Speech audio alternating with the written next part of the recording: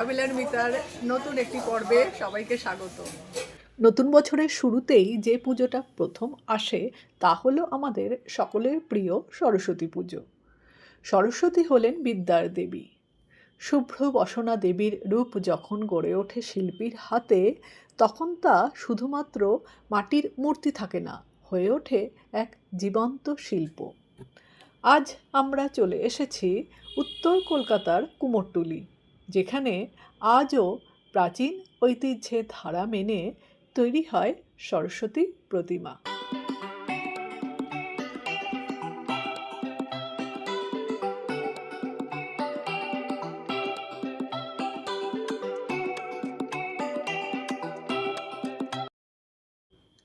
মাঘ মাসের শুক্লপক্ষের পঞ্চমী তিথিতে হয় সরস্বতী পুজো। এই পুজোর জন্য আমরা অনেকেই সারা বছর ধরে অপেক্ষা করে থাকি। বিশেষত শিক্ষার্থীদের জন্যে তো সরস্বতী পুজো খুবই স্পেশাল। এই বছর মাঘ মাসের শুক্লপক্ষের পঞ্চমী তিথি পড়েছে 23শে জানুয়ারি, শুক্রবার। এই দিন ঘরে, বিদ্যালয়ে, কলেজে, পাঠাগারে পূজিতা হবেন পলাশপ্রিয়া।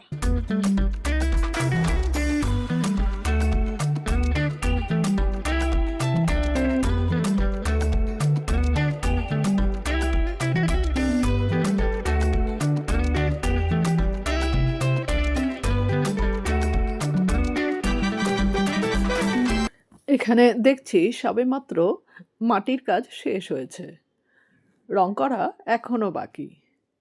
কয়েকটি মূর্তির চোখ আঁকা হয়ে গেছে। আর কি সুন্দর! মাটির মুকুট থেকে শুরু করে গয়না, বীণা সব কিছুতেই রয়েছে মাটির ওপর সূক্ষ্ম কাজ।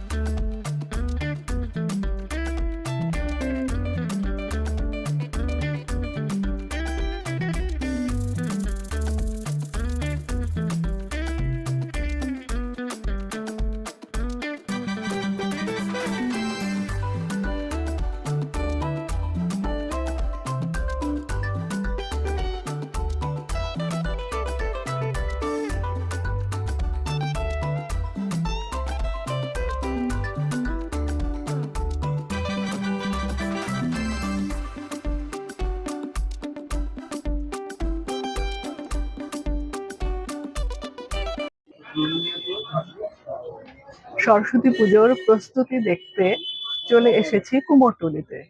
এখন রয়েছি শিল্পী কালীচরণ পালের স্টুডিওতে। দেখতেই পাচ্ছেন শিল্পীরা কাজে মগ্ন। প্রতিমাতে রঙের কাজ চলছে,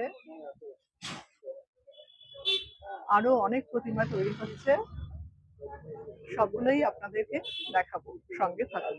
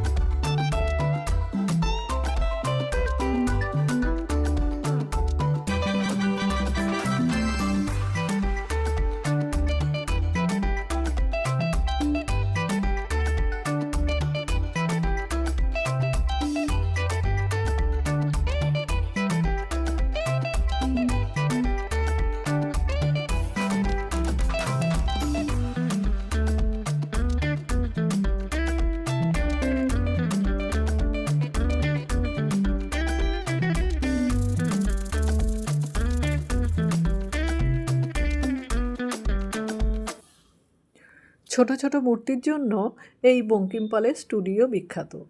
প্রচুর ছোট ছোট মূর্তি দেখছি এখানে, আর সবকটি মূর্তিই কিন্তু বসানো অবস্থায় রয়েছে। এখানেও চলছে চক্ষুদান পর্ব। কত ধৈর্য নিয়ে শিল্পী মনোযোগ দিয়ে কাজ করে চলেছেন। আমরাও একটু দেখে নিই এই চক্ষুদান পর্ব।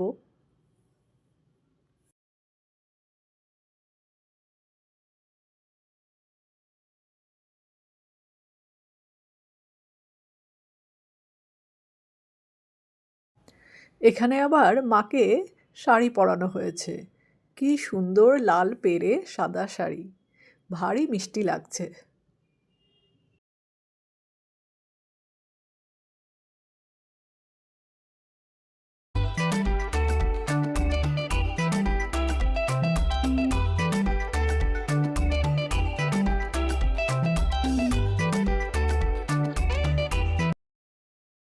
জ্ঞানের অধিষ্ঠাত্রী দেবী সরস্বতীর বাহন রাজহংস। কারণ হাঁস দুধ ও জলের মিশ্রণ থেকে শুধু দুধটুকু গ্রহণ করে, অর্থাৎ অসারকে ফেলে সারকে গ্রহণ করার ক্ষমতা রয়েছে হাঁসের। এছাড়াও স্থল, জল ও আকাশ সব জায়গায় বিচরণ করতে সক্ষম রাজহাঁস। ঠিক তেমন করেই জ্ঞানকে হতে হবে মুক্ত। বিশুদ্ধ জ্ঞানের বাহন হিসেবেই দেবী সরস্বতীর সঙ্গে রাজহাঁসও পুজো পেয়ে থাকে।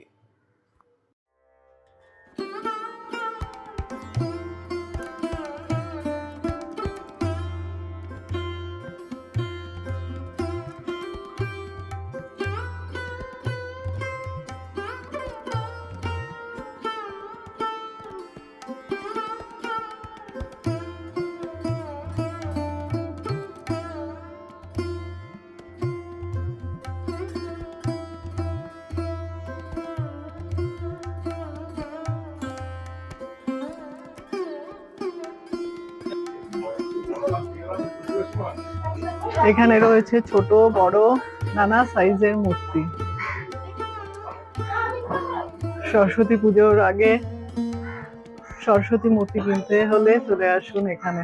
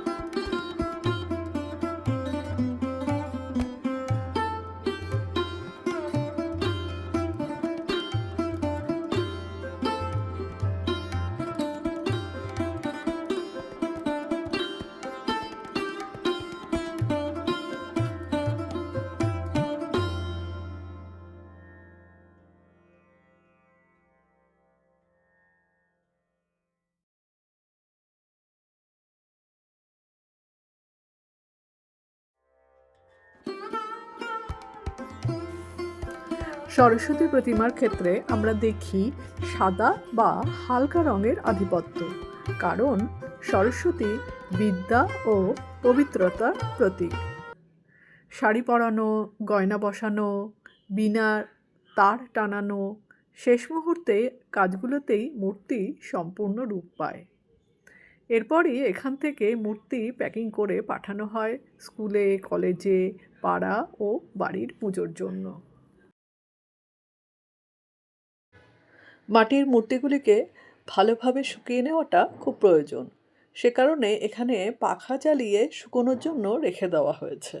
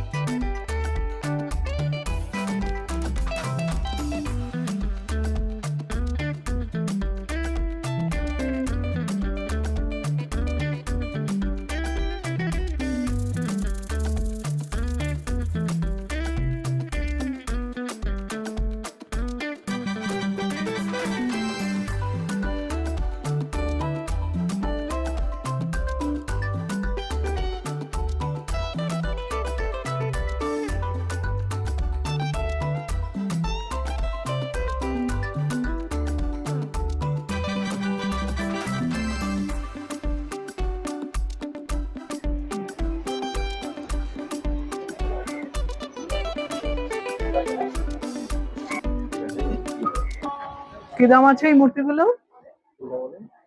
এই ছোটটা 1500 টাকা। আচ্ছা, আর এই মূর্তিটা কত? 1900 টাকা।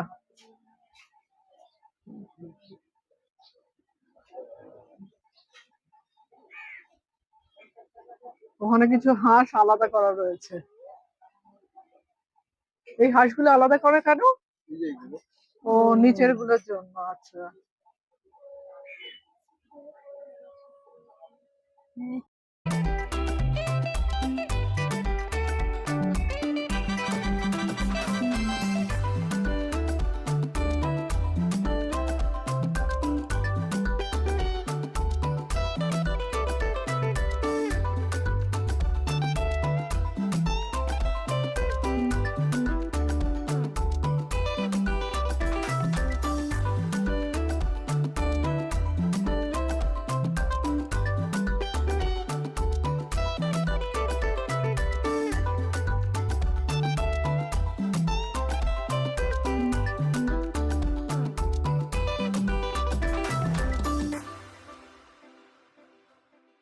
আজকের ভিডিও এ পর্যন্তই। কমেন্টে জানাবেন কেমন লাগলো। ভালো লাগলে অবশ্যই লাইক, শেয়ার ও সাবস্ক্রাইব করে সঙ্গে থাকবেন। সবাই সুস্থ থাকবেন, ভালো থাকবেন। আবার দেখা হবে নতুন কোনো পর্বে। ধন্যবাদ।